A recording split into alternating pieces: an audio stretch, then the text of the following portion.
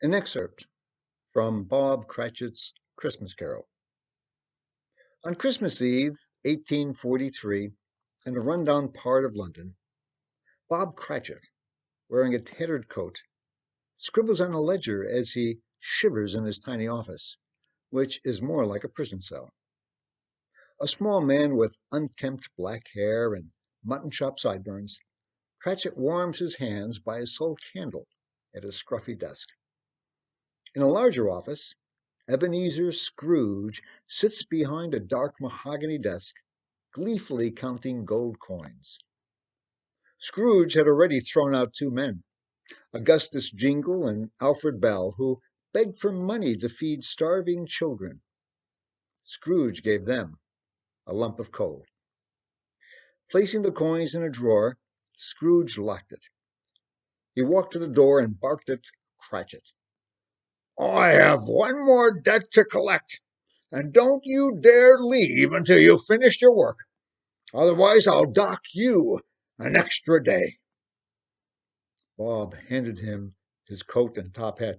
"I hope it won't be too much trouble, Mr. Scrooge, if I have Christmas off." Scrooge glared at Bob and sneered. "Every Christmas Eve you ask the same. Why should I pay you for work you've never done?" "Because it's Christmas." "Humbug!" shouted Scrooge. "It means nothing to me except lost wages."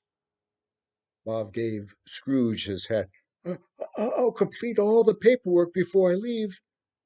Scrooge wrapped his scarf around his neck and placed the top hat on his head. "See that you do," he snarled. "And the day after Christmas, come to work early." He opened the door and stepped out of the counting house into the freezing air, muttering, "Bah, humbug! Christmas!" After he left, Bob breathed a sigh of relief. Though he'd have to work late, he could do so in peace, away from the scornful eyes of a tyrant. He warmed his hands over the candle, then nestled into his tattered coat and copied figures to a page. Clink, clink, cling!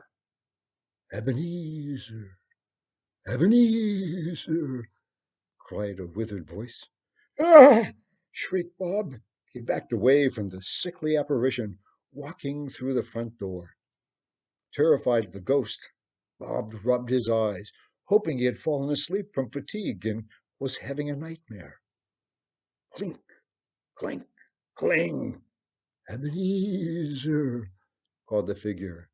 His body was translucent, and he wore a heavy coat surrounded by chains and shackles. Bob shivered at the phantom ghost. Who are you? And what are you?" "I am Jacob Marley." That can't be," cried Bob. Scrooge's former partner had died 7 years ago to the day. "Look at me, Bob. You know who I am." "I am having a nightmare," he told himself. He shook his head to clear his thoughts, but the apparition remained in front of him. And he did indeed resemble Jacob Marley, who had established a lending business with Scrooge. When the chained man edged closer to the clerk, Bob recoiled in fear. "Stay away!" he shuddered. "I'm a God-fearing man. You have no business with me." Marley pointed a bony finger at the clerk. "Ah, I do have business today, Bob Cratchit, with Scrooge, and with you. Like me, you have chained yourself to a money-grubbing man.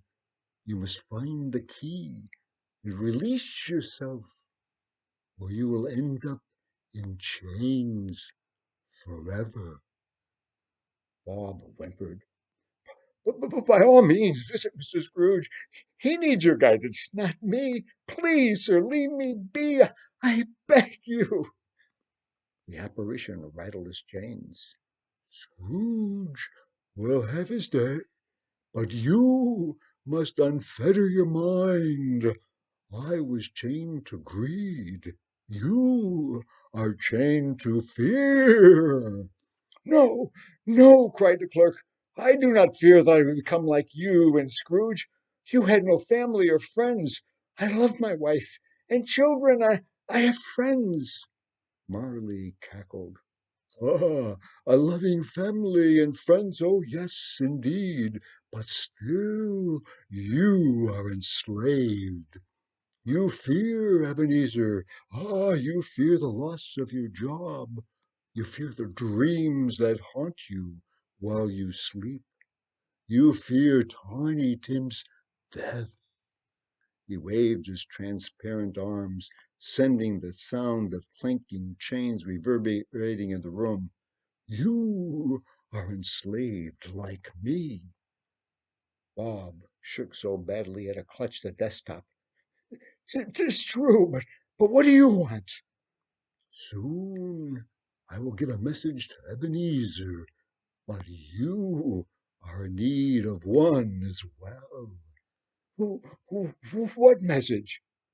You will be visited by three spirits, one from the past, another from the present, then one from the future.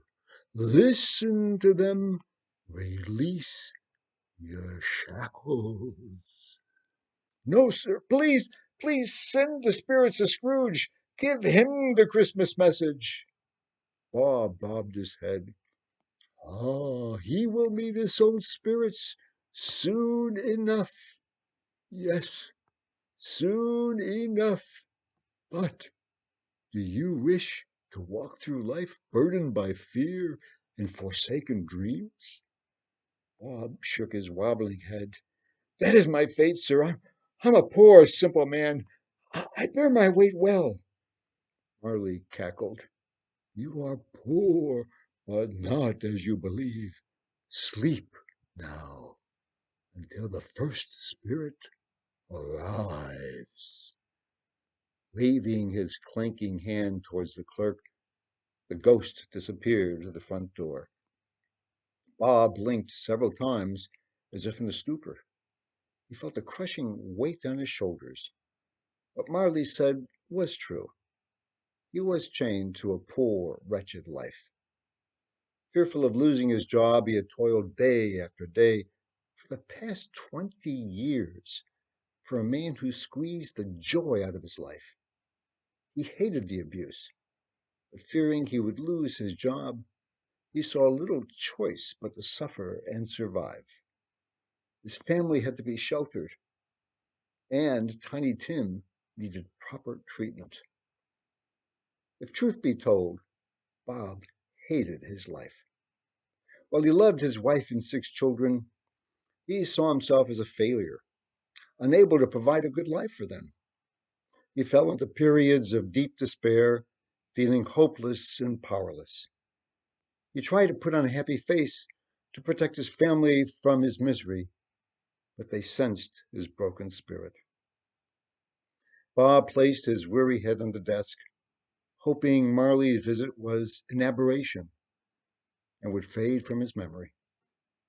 Fatigue overtook him, and he soon fell into a deep slumber.